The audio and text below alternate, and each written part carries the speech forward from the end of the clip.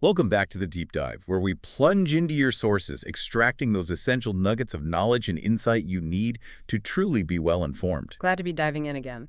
Today we're embarking on an extraordinary journey, one that asks, what if the grand narratives we've grown up with, from the biblical Exodus right through to that iconic confrontation between David and Goliath, are actually threads in a much larger and frankly much more secret history? A hidden history, yeah. Like a millennia-long war waged not just between nations we know, but against, a persistent, powerful, and often overlooked force. Exactly. That's precisely the audacious claim our source unpacks for us today. We're taking an in-depth look at a document that challenges conventional historical and theological understanding, revealing a persistent, corrupting influence deeply intertwined with foundational biblical narratives. The Nephilim, or, as they are often more simply known, giants. Giants. You might quite naturally assume these stories are nothing more than ancient folklore, perhaps something remembered from Sunday school lessons or old myths, just stories. Right, easy to dismiss. But our source reveals a startling continuity, painting a vivid picture of a grand divine commission that spans centuries, aimed specifically at eradicating an ancient evil that, astonishingly, survived the Great Flood. Survived the flood, that's the kicker right there. Imagine for a moment the profound implications if every major turning point in early biblical history, every critical juncture, was not merely shaped, but perhaps even dictated by this unseen, generations-long conflict. It truly recontextualizes everything we thought we knew. Absolutely. Our mission today, then, is to explore who these mysterious giants actually were, according to our source anyway. Yeah. We'll trace their strategic reemergence and their deliberate, calculated settlement in the Promised Land. We'll uncover their deep entanglement with powerful ancient nations and influential figures. And, crucially, we'll examine how key biblical leaders were chosen, specifically commissioned, in fact, to fulfill a generations-long mission of eradication. Yeah, this deep dive, we believe, will connect seemingly disparate events and offer a profound understanding of why certain nations faced such extreme and often seemingly brutal divine judgment. So let's begin to unpack this remarkable narrative. Okay, having set the stage for this millennia-long conflict, let's fast forward. Let's go to that moment when the Israelites stood on the precipice of their promised inheritance. Our source plunges us directly into the alarming report brought back by the Israelite spies in Numbers 13. Remember that? Verses 32-33. Oh, yeah. The Spies report. That's a pivotal moment. They returned with a stark warning. The land we explored devours those living in it. All the people we saw there are of great size. We saw Nephilim there. The descendants of Anak come from Nephilim. Now put yourself in their shoes for a moment. Yeah, imagine hearing that. This wasn't just a routine reconnaissance mission. This was a revelation that would shake their very understanding of God's covenant and his plan. It wasn't just big men. It was something far more profound and terrifying. Indeed, what's truly fascinating here is that this discovery wasn't simply a physical threat of a large, formidable enemy. Our source argues it represented a profound spiritual and existential challenge to the Israelites' very identity and destiny. How so? More than just big guys. Well, consider the fundamental question it posed. Why would the divinely promised land, a land explicitly set aside by God for his chosen people, be so fiercely defended by nations that, from a conventional military standpoint, seem to be engaging in what amounts to suicide pacts against a relatively nascent, unproven nation like Israel? Good point. Why fight so hard against these newcomers? This singular fact, our source contends, hints at a motivation far beyond mere territorial disputes or natural human resistance. It strongly suggests something more sinister, a deeper organized, and perhaps even supernaturally inspired opposition. And the source emphasizes that the Israelites themselves universally understood the gravity of what they had encountered.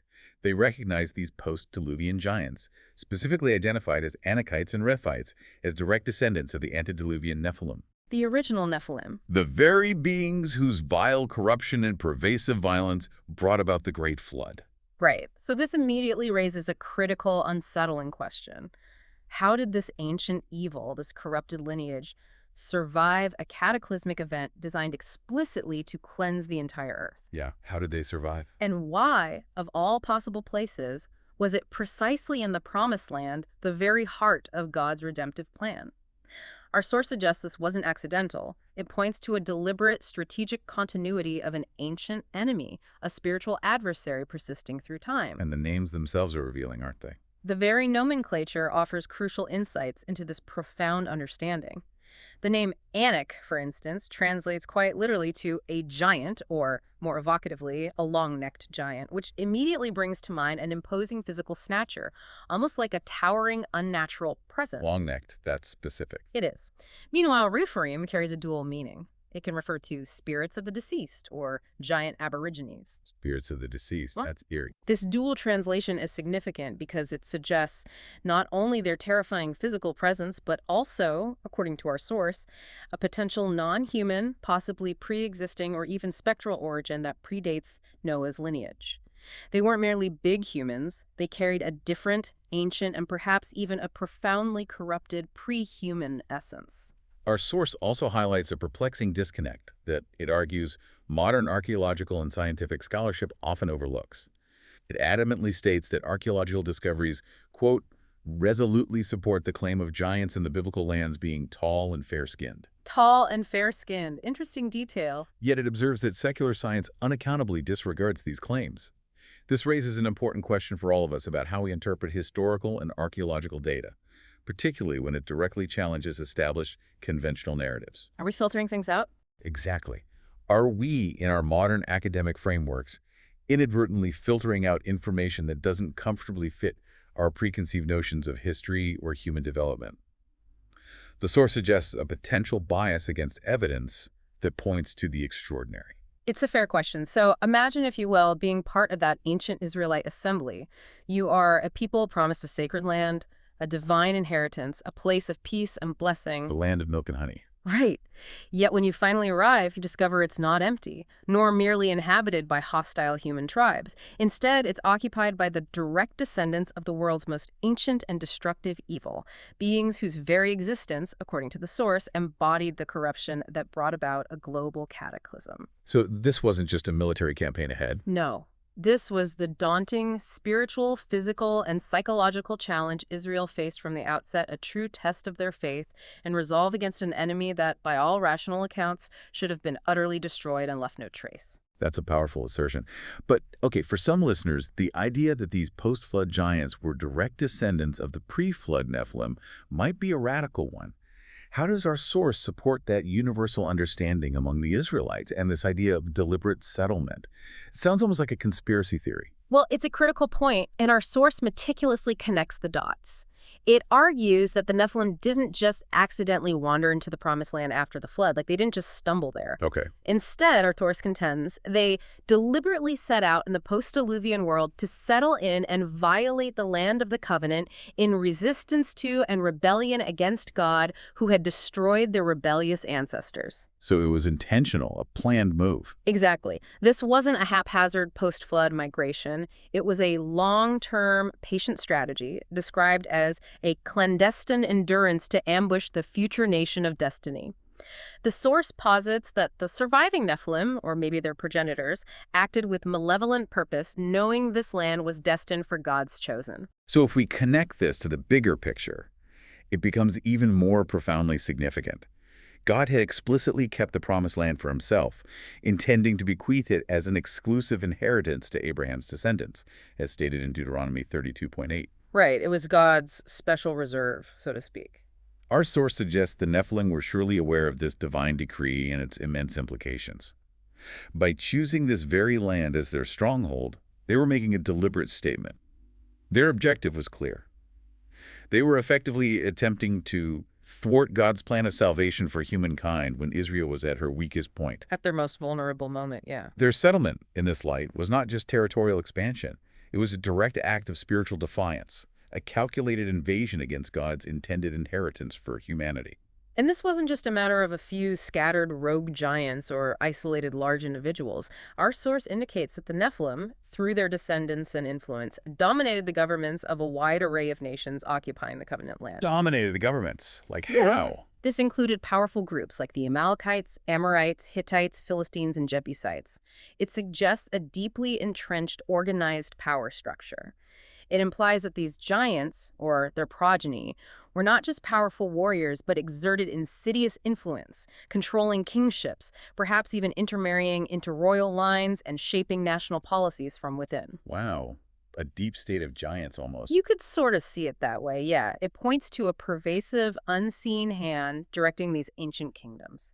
So when you truly consider this, it's less a typical border dispute or a simple land grab, and more akin to a spiritual chess match playing out across generations, a millennia-long conflict with cosmic stakes. That's the picture the source paints. The Nephilim, according to our source, were strategically positioning themselves in direct opposition to God's chosen people, and fundamentally to his ultimate redemptive plan for humanity. Their pervasive presence was a constant, calculated challenge to divine authority, a re-emergence of an ancient pre-flood rebellion designed to undermine creation itself. That deeper understanding brings us to one of the most enigmatic and, in our source's view, profoundly influential figures in the early post-Diluvian world. Nimrod. Ah, Nimrod, yes. Our source introduces him as an influential and infamous individual in the early post-Diluvian epoch, born within 70 years of the flood. Pretty early on. Very early. We're right after the reset, basically. He's famously described in Genesis 10:8 as a mighty warrior on the earth and a mighty hunter before the Lord. At first glance, those phrases often sound complimentary, don't they? A powerful leader, a skilled provider. Sure, sounds positive, mighty, before the Lord. But our source has a very different take. This is where the source truly offers a provocative reinterpretation. It argues that mighty hunter before the Lord is not a compliment at all, but rather an absolute antonym to the definitive, idealistic notion of biblical kingship, known by the shepherd allegory. The shepherd king versus the hunter king. Exactly. Think about it. A shepherd cares for his flock, protecting and nurturing it for its well-being. A hunter, in this interpretation, gratifies only himself at the expense of the victim, embodying a military-based tyranny characterized by absolute force and tyranny. It paints a picture of a ruler who subjugates and consumes rather than serves and protects. So Nimrod, according to this view, represents the antithesis of a divinely appointed leader. Precisely. The anti-shepherd. And his very name, Nimrod, carries dark, deeply rooted implications. It does. Our source theorizes that Nimrod derives from Ninurta, an Akkadian god of war and hunting who was, significantly, identified as a Nephilim son of the god Enlil. A Nephilim god, okay. If we fuse this with the Hebrew translation of Nimrod as rebel to rebel against, brave and to subdue, we get a chilling allegory. A proud, brave warrior king who deliberately modeled himself after these ancient Nephilim, inciting his people to rebel against the true God of the universe. So he was consciously being like the Nephilim. That's the implication. He was, in essence, actively trying to resurrect and embody the very ethos of the pre-flood rebellion, a living symbol of defiance. His ambition, according to our source, was immense and truly global in scope. Huge. Nimrod sought nothing less than a one-world government, with a man as its god. Man as God. Whoa. He became the first universal king of the post-Diluvian period, ruling not through consensus or care, but through relentless war and tyranny. His sprawling empire, encompassing key cities like Akkad and Babylon, later influenced powerful figures like Sargon the Great, not just in conquest, but in his model of centralized authoritarian rule. So the question becomes, Right. Was Nimrod simply a powerful human, a skilled conqueror and politician, or was he channeling something far older and more sinister, a spirit of rebellion directly inherited from the antediluvian world, perhaps even an unwitting pawn in a larger spiritual conflict? this isn't just about ancient politics or forgotten kings. It's about the very nature of power, rebellion, and control, a timeless struggle that resonates deeply. Nimrod, in this interpretation, becomes the prototype for every dictator, every authoritarian leader who seeks to usurp divine authority and enslave humanity under a self-serving agenda. It's a pattern, isn't it? His strategy of centralizing power, controlling knowledge through what our source calls spurious sciences, and fostering a spiritual rebellion against the divine set a blueprint. Consider how many authoritarian regimes throughout history have similarly sought to control information, centralize power, and establish a cult of personality that demands allegiance above all else, a direct echo of Nimrod's ancient ambition to be a man as its god.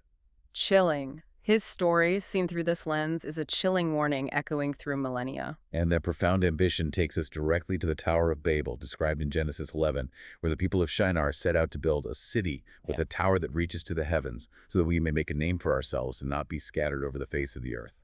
Babel. Everyone knows the basics, but... Right, but our source doesn't just offer the conventional narrative of human pride here. It delves much, much deeper, suggesting a far more sinister purpose. Indeed.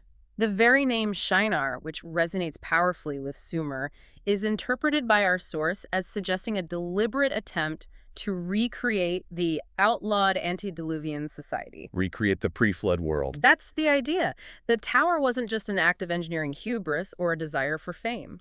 Our source contends it was a monument for his Nimrod's rebellion and an insult directed at God, marking nothing less than a rebirth of the antediluvian epoch of corruption, debauchery, and rebellion.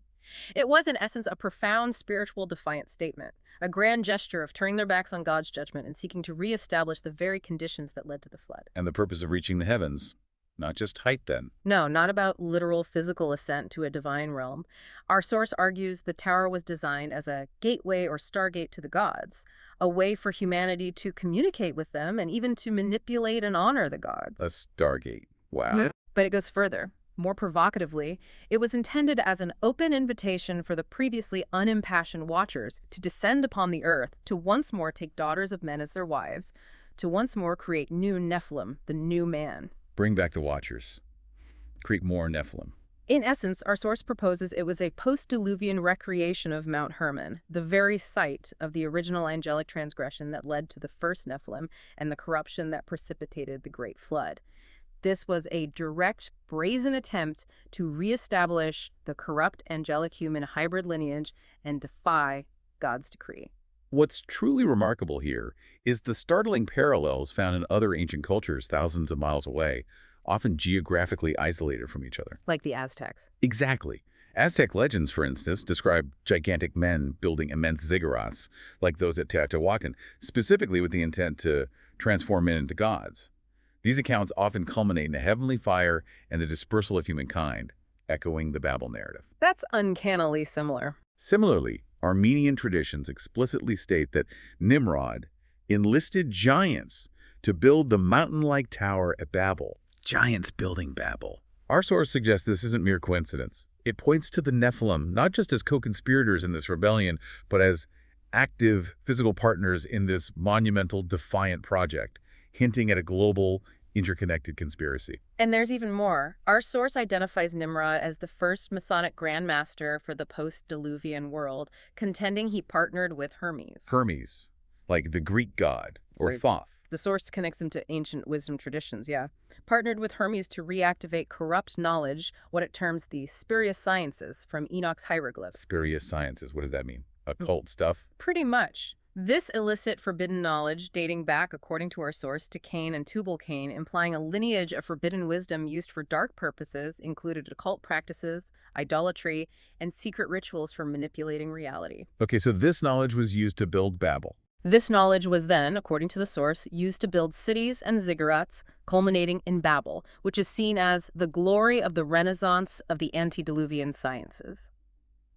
It was a deliberate attempt to bring back the very forbidden wisdom that led to the profound pre-flood corruption, creating a system of control based on this dark knowledge. So what does this all mean, and why did God intervene so drastically? The language confusion, the scattering. God's confusion of languages and the scattering of people at Babel was, in this light, a critical and immediate intervention. Our source argues humanity was dangerously close to fully backsliding into absolute violence, corruption, debauchery, apostasy, and rebellion, disguised in a disingenuous promise for utopia. A false utopia built on corruption. Exactly. Babel, then, was Satan's audacious attempt at a third revenge against God's creation, a monumental effort to establish a singular, globally unified, Nephilim-inspired government based on rebellion and corrupted knowledge. So God stopped it. God's decisive action, our source concludes, prevented a total takeover by such a tyrannical system until the very end times, a decisive act to preserve humanity's future and freedom of choice. Now let's pivot. Let's pivot to Israel's emergence from bondage and their crucial, divinely appointed role in this ongoing spiritual war.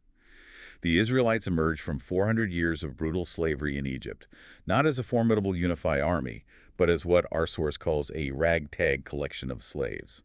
Not exactly hardened warriors at first. No. They were, it posits, deeply indoctrinated under a pantheon of gods, having absorbed the polytheistic beliefs of their captors. Their monotheistic beliefs in the one true God were, by this point, mere whispers from the distant past, faint echoes of Abraham's faith. They were spiritually compromised, you could say? They were hardly prepared, either militarily or spiritually, for the monumental task ahead of them. And their spiritual state was laid bare almost immediately with the infamous golden calf incident at Sinai. Ah yes, the golden calf. A major failure. Our source reveals this was far more than simple idolatry, a momentary lapse of faith. It was, our source contends, part of the bull cult of Canaan and Atlantis, the original antediluvian mysticism of Enoch. Whoa, slow down. Bull cult of Canaan and Atlantis. Antediluvian mysticism of Enoch. Explain that connection. Okay, yeah, it's complex. The source proposes that this bull cult wasn't just a local Canaanite thing. It argues its roots go way back pre-flood to what it calls antediluvian mysticism. This seems to refer to the forbidden knowledge supposedly passed down by the Watchers, the fallen angels, before the flood. Knowledge linked to Enoch. Traditions connect this forbidden knowledge to Enoch, sometimes positively, sometimes negatively, and the source links this pre-flood system, this bull worship, to legendary civilizations, even speculating about Atlantis. So the golden calf wasn't just borrowing from Egypt or Canaan. It was tapping into something much older and darker. Exactly. The bull, in this context, was a profound symbol of defiant pantheistic power that directly challenged God's singular authority. It was a direct spiritual backslide to ancient heresies, a rejection of the very God who had just delivered them. Here's where the source offers a truly intriguing detail.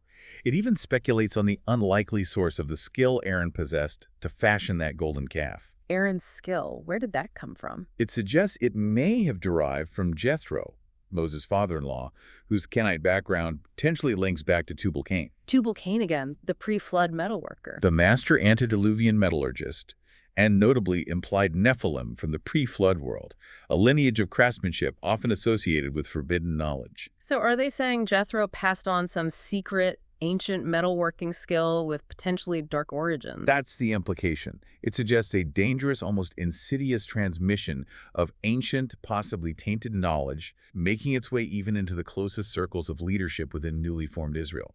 It begs the question of how deeply entrenched these ancient influences were. Wow.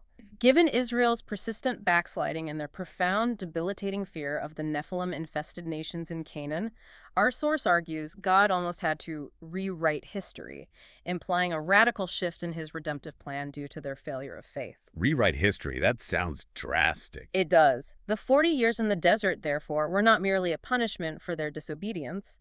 Our source posits they were a transformative period, meticulously designed to replace soft polytheists, a generation steeped in Egyptian and now resurgent ancient paganism, with a rugged generation hardened by wilderness trials, a people fiercely loyal to the monotheistic cause. Forging them in the wilderness. Their faith, their very identity, needed to be forged, much like iron in a furnace, before they could possibly face such an entrenched, ancient, and supernaturally supported enemy. This intense divine preparation and forging of a new generation leads us directly to the city of Jericho, the symbolic first fruits of cleansing for the Promised Land. Jericho. The walls came tumbling down. Exactly. Jericho was not just any city. It's believed to be the oldest city in the world, with an astonishing history dating back 11,000 years, according to archaeological estimates. 11,000 years. That's ancient. And it was famously defended by walls up to the sky, formidable and seemingly impregnable. It was the first city Israel conquered in the Promised Land, and its conquest was anything but ordinary. It wasn't just a military objective. Our source argues it was a profound spiritual statement, a dramatic prelude to the cleansing to come. The peculiar ritual and ceremony surrounding Jericho's fall, the silent marches around the city for 6 days, followed by the dramatic 7th day where the priests blew 7 trumpets as the people shouted, was no mere battle tactic. No, it was clearly something else. Yeah. Symbolic. Our source emphasizes it was a symbolic gesture of destruction, symbolizing the renewal of all things. The timing was also crucial. It occurred during Passover and unleavened bread, the removal of all leavened bread from Israelite homes, symbolizing pride, haughtiness, and sin, and implicitly, the Nephilim's antediluvian corruption profoundly underscores the cleansing nature of this event. Cleansing Israel as much as conquering the city. It was as much a spiritual purification of Israel and the land as it was a military victory, preparing them for the greater war. In fact, our source takes this symbolism even further, suggesting Jericho's destruction represented figuratively the destruction of the antediluvian world by the flood, along with the earth's renewal through Noah and his family. Like a mini-flood A judgment. cosmic reenactment, yeah. A deliberate echoing of God's original judgment. This event was not just a battle, it was the official start to the eradication of the surviving antediluvian contagion, making Jericho the first fruits of the covenant land offered to God in a holy ritual, dedicating the beginning of their conquest to divine judgment against this ancient evil. The terrifying implications of this public, divinely orchestrated demolition were not lost on the surrounding nations. It was clearly designed to reap complete and utter terror throughout the ranks of the other nations infested with Nephilim. A divine shock and awe campaign. Pretty much. It dramatically showcased the unparalleled power of the one true God, Yahweh, leaving the pantheon gods, those false deities that the Nephilim kings often worshipped or used to consolidate their power, conspicuously silent and utterly powerless against such a demonstration of divine might. It was a declaration of war against the spiritual forces behind these giants. So, connecting this to you, the listener, this wasn't just a military victory for ancient Israel, a historical footnote. It was a profound spiritual statement, a reenactment of God's earlier judgment on a global scale, signaling his renewed intention to eradicate a corrupting influence from his chosen land. It illustrates the meticulous long-term nature of divine purpose and the patient unfolding of a spiritual battle through human history. Despite the incredible victory at Jericho and the sweeping successes that followed, God's instructions for the conquest were unambiguously clear. Dispossess nations greater and stronger than you. Total clearing. Oh, Nephilim. However, our source tragically highlights that Israel, quote, did not totally annihilate or completely drive out all the former guardians of the Promised Land. This incomplete obedience would prove to be a persistent, festering problem, a lingering infection that would haunt them for centuries. Indeed, remnants of these Nephilim-influenced peoples, such as the Gibeonites surviving Amorite or Hivite giants, according to our source, cleverly deceived Joshua into a treaty, allowing them to remain within the land. The Gibeonite deception, yeah, I remember that. Our source argues that this failure to fully execute the covenant brought curses instead of the promised unheard-of prosperity. It allowed adulterated practices and traditions rooted deeply in pantheistic and Nephilim philosophies to contaminate the monotheistic covenant Israel had just entered into.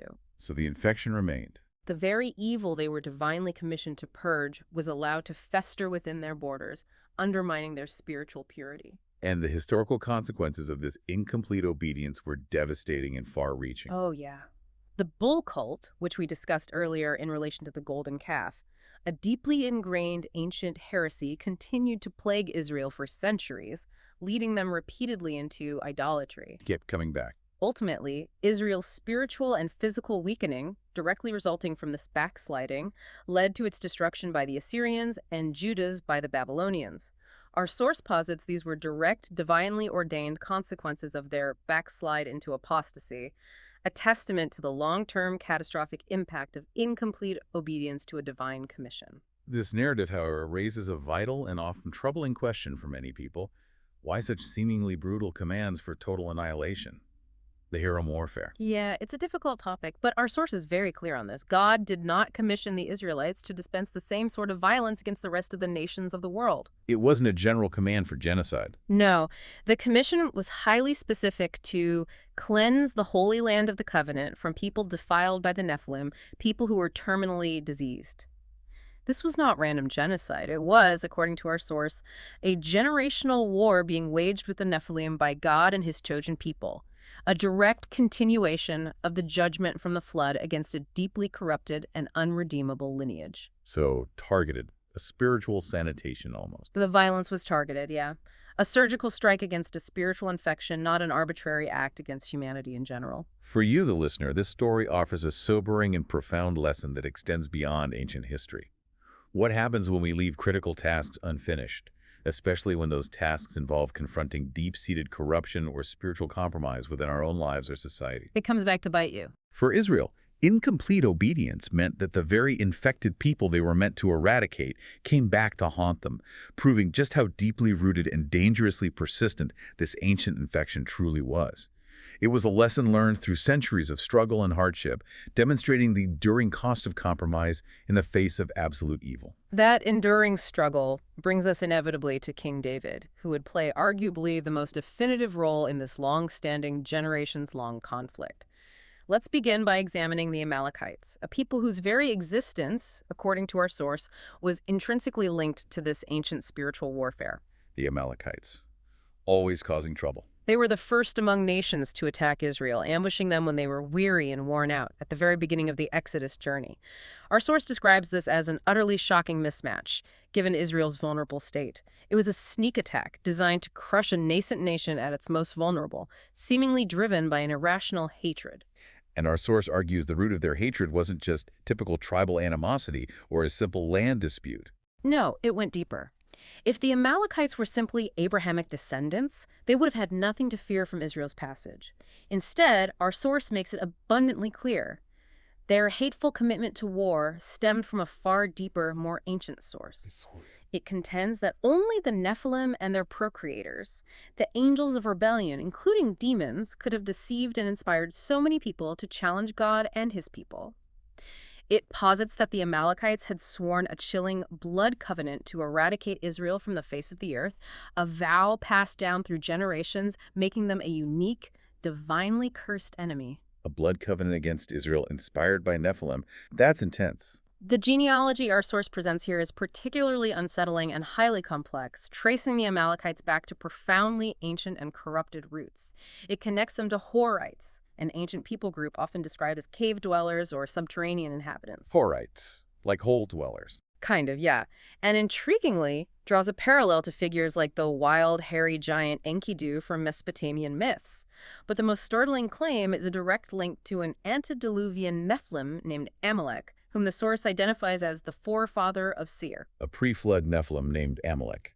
This ancestral Amalek, it suggests, was the twin brother to Samela, a figure our source connects to powerful angelic entities whose wife Nama is identified as the angel of prostitution and the mother of demons, and notably the sister to Tubal-Cain, the master antediluvian metallurgist. Wow, that's quite a family tree. Tubal-Cain, Nama, Samuel, and antediluvian Amalek, all connected. This intricate lineage, according to our source, firmly cements their Nephilim origin, independent of Noah's lineage, pointing to a direct, ancient, and corrupted bloodline that survived the flood, carrying an inherited animosity. This wasn't just an isolated skirmish. This deep-seated blood feud, fueled by such an ancient lineage, continued for centuries. Think of Haman the Agagite. From the Book of Esther, yeah. A direct descendant of the Amalekite king Agag, whom King Saul would later tragically spare.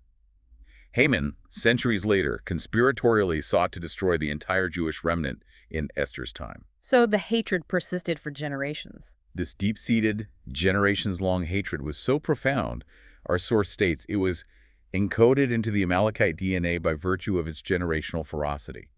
It was far from a mere political or territorial conflict. It was a spiritual animosity manifested physically through an ancient, inherited curse and purpose. And because of this unique and persistent defiance, God's decree against Amalek was exceptionally severe and singular in the Old Testament. I will completely blot out the memory of Amalek from under heaven. Total erasure. This utter destruction and endless ruin was, our source contends, a direct, equitable judgment for their relentless Nephilim-inspired war against Israel and, by extension, against God's redemptive plan. It was a unique divine judgment, reserved for this specific lineage of profound evil and persistent rebellion, indicating a categorical rejection of their very existence. This isn't just an Old Testament anecdote, something confined to ancient history. It's a profound insight into how deeply rooted spiritual conflict can manifest through generations, driven by an ancient, corrupted lineage that defied God from the very beginning. It shows the unseen, enduring forces at play in human history, shaping events in ways we might not conventionally perceive. It makes you pause and consider, doesn't it, how such ancient animosities can echo through time. That enduring principle brings us directly to King Saul's pivotal and ultimately tragic role in this ongoing saga. Saul, Israel's first king. King Saul, chosen by God not only for his military prowess, but also for his imposing physical stature. He was quite literally a head taller than any of the others in Israel, was specifically commissioned to execute God's judgment against the Amalekites. The big mission, finish them off. The instructions given to him were unambiguous, absolute, and exceptionally severe. Totally destroy everything that belongs to them. Do not spare them. Put to death men and women, children and infants, cattle and sheep, camels and donkeys. Total annihilation, without exception, was the divine command for this particular enemy. No wiggle room there. However, Saul's fatal flaw, his tragic undoing, was his incomplete obedience.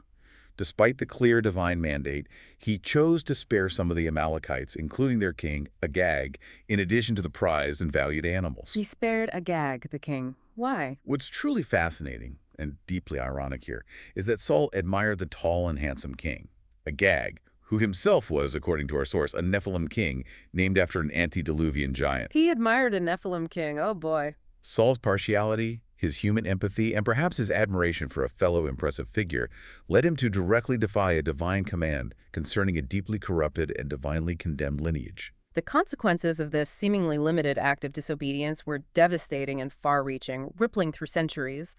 Our source contends it directly triggered the persecution of the Jewish people many centuries later through Haman the Agagite, Agag's descendant, who was a direct descendant of King Agag and sought to destroy all the Jews during the time of Queen Esther. And perhaps most critically, for Israel's future, it resulted in God removing the right of succession for Saul's sons to the throne of Israel. He lost the dynasty.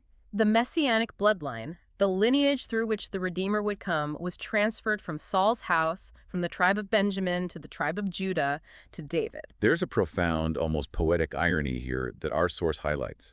Saul's mercy and empathy for the Amalekites, a mercy he extended against divine command, ultimately proved to be his own undoing. How so? His own Amalekite vassal army later betrayed Saul during a desperate battle, leading directly to his demise. It underscores a powerful truth. The very evil he allowed to linger ultimately contributed to his own downfall. Wow. Betrayed by the ones he spared. Samuel himself, in a dramatic act of complete and uncompromising obedience to the divine judgment, later had to slay Agag personally to ensure God's decree against this ancient enemy was fully carried out. Samuel had to clean up Saul's mess. The story of Saul, then, underscores a critical and sobering lesson for all of us. Obedience to divine command, especially when it involves confronting such deeply rooted spiritual corruption, is absolute. Partial obedience, even with what might seem like good intentions, human empathy, or admiration for a foe, can have catastrophic, long-lasting consequences. It doesn't just impact individuals in the short term, but entire lineages and future generations, perpetuating the very problems one was meant to eradicate. It demonstrates the dangerous, slippery slope of compromise. This brings us to David, the unlikely warrior king chosen by God who, according to our source, finally finished the fight that generations before him had left incomplete. David, the giant slayer himself. David, described as the 10th century BCE Apiru strongman, from Hebron Apiru being a term often associated with various marginalized or even rebellious social groups in ancient Near Eastern texts. Apiru. Interesting label, not exactly royalty at first. No. He was God's chosen instrument to complete Israel's 500-year commission to exterminate the giants from under heaven. He didn't do it alone. He assembled an elite band of deadly commandos, famously known as David's mighty men, described in some historical records as treasonous cutthroats, but who became loyal, fearsome warriors, specifically honed to fulfill this divine mandate. His own special forces unit, basically. The iconic confrontation David and Goliath is, in this light, far more than a simple underdog story about courage. Our source claims it's a critical moment in this ongoing holy war. Goliath, the towering 9-foot Philistine warrior from Gath with his immense armor and spear, was, according to our source, no ordinary man. Not just a big dude. It explicitly confirms he was a Nephilim, a Gibborim, a term often used in ancient texts to denote mighty ones, often giants. Gath was a prominent city in Philistia, a land where, as our source highlights, the descendants of Rapha lived, clearly marking it as a stronghold of these giant lineages. Rapha, like Repho. Exactly. The Philistine rulers, known as Seranim, are even linked by the source to the Greek tyrannos, tyrant, and Gyges, a Greek titan whose name is a root word for giant, suggesting a deeply ingrained Nephilim influence within Philistine leadership. So the rulers were potentially giants or linked to them? That's the implication. Goliath's own relatives were also giants, confirming a pervasive Nephilim presence in Philistia. This is a battle against the corrupted, ancient lineage that had plagued Israel for centuries. Okay, here's where the source offers an incredibly intriguing, perhaps even astonishing detail that radically reframes David's encounter with Goliath. The 5 stones. Yeah, the 5 smooth stones. Why 5? David chose 5 smooth stones for his sling, and it's often assumed these were just spares, or perhaps symbolic. But our source contends this was not by chance. David was not just preparing for one giant. He was, it argues, preparing to kill all 5 Nephilim warrior kings that were present that day, commanders of the Philistine armies. 5 Nephilim kings on the battlefield that day. That's what the source claims. This reveals David's profound understanding of the enemy, not just as a single giant, but as a deeply entrenched, organized lineage of powerful giants controlling the Philistine city-states. It suggests David had prior intelligence, perhaps even divine insight, into the enemy's composition and his divinely appointed commission to eradicate them. So he went out there planning to take down the entire leadership. This wasn't a lucky shot. It was a calculated, divinely informed strategy to eliminate the entire leadership of the giants in Philistia. David's words to Goliath also conveyed an utter, almost divine disdain, according to our source. What did he say again? He declared Goliath not a man, nor even a dog, but rather a creature worse than a dog. A beast. Worse than a dog. Harsh. This isn't just bravado. Our source argues this dehumanization of Goliath reflected the divine judgment against the corrupted Nephilim. It signaled that this was not merely a physical contest between 2 men, but a spiritual battle against an abominable, defiled entity, a creature that had forfeited its right to be considered fully human by its lineage and actions. A spiritual statement through words. And the sling itself, often romanticized as a simple boy's weapon, was not a toy. Our source meticulously describes it as a most formidable weapon, capable of precise shots at 600 feet, and crucially, more damaging than arrows at close to mid-range. 600 feet. That's serious range and power. This technical detail further reinforces that David's victory was not a fluke or a lucky amateur shot, but a skilled execution of divine will against a powerful, unholy adversary enabled by his mastery of a devastating projectile weapon. David's mission extended beyond Goliath. He not only slew the iconic giant, but, according to our source, also later systematically eliminated the other 4 named Nephilim potentates, Ishbi-Benob, Saph, Lami, and Sippai from Philistia. He got all 5 eventually. This comprehensive campaign, our source emphasizes, definitively fulfilled Israel's ancient, generations-long mandate to cleanse the land of these hybrid beings. It was the culmination of a centuries-long divine commission, a decisive strike against the core of this ancient corruption. David's legacy, therefore, is profoundly recast through this lens. He was not, in the traditional sense, a peace-giving priest-king, focused purely on spiritual matters or passive leadership. No, he was a warrior. Instead, he was very much a warrior king executing the divine judgment of God. His bloody battles, often viewed through a modern lens as barbaric, were not gratuitous violence. Our source argues they were necessary to fulfill the covenant obligations, to purge the land of this ancient infection, solidifying Jerusalem as the heart of Israel, and paving the way for Solomon's peaceful reign and the building of the temple. A peace that could only come after the war was finished. A period of unprecedented stability that could only occur once the land had been cleansed. The iconic story of David and Goliath is, in this light, much more than a simple underdog tale of courage against impossible odds. It's presented here as the climactic act in a forgotten holy war, a final, definitive stroke in a centuries-long struggle against a deeply ingrained, corrupted lineage that had defied God since before the flood. David's actions brought this epic spiritual conflict to its divinely ordained conclusion for that age, marking a monumental turning point in the spiritual history of the world. Phew, that's quite a journey we've taken. What we've explored today fundamentally reshapes our understanding of biblical history. It paints a vivid picture, not merely of human tribes vying for land or the rise and fall of ancient kingdoms, but of purposeful, generational, spiritual battle against an ancient, corrupting force, the Nephilim, who sought relentlessly to thwart God's divine plan for humanity. From their deliberate, rebellious settlement in the Promised Land, to their insidious domination of ancient kingships, to Nimrod's ambition at Babel that chillingly mirrored pre-flood evil, these giants were a consistent, defiant presence, a dark thread woven through the tapestry of early human history. Yeah, a constant opposition. The Exodus and conquest, then, are revealed not just as a liberation and territorial expansion, but as a divinely orchestrated campaign to cleanse the land, culminating in King David's pivotal role in fulfilling this long-standing, generations-long commission. It changes how you read those stories, definitely. This deep dive suggests that the struggles we see throughout history, and perhaps even in our world today, with tyranny, with pervasive violence and with spiritual backsliding, are not just random human I failings. have to wonder. Our source compels us to consider, could they be echoes of this very ancient spiritual warfare, a persistent Genesis 6 conspiracy that constantly seeks to resurface in new forms? The same patterns repeating. If Israel's story is a profound warning, what sign of Noah are we meant to heed today to prevent a repeat of history, where the Antichrist figures, as our source implies, might once again model themselves after these powerful, corrupted potentates of old, seeking to establish a new, singular tyranny? That's a heavy thought to end on. This deep dive truly reveals how intricately interconnected these ancient narratives are, offering a more profound understanding of the unseen forces that shaped our world and continue to reverberate through time. It leaves us with much to consider about the nature of good and evil and the ongoing spiritual battle that underpins human history. Indeed. Plenty to mull over. Thanks for unpacking that with us today. Always fascinating. Until next time.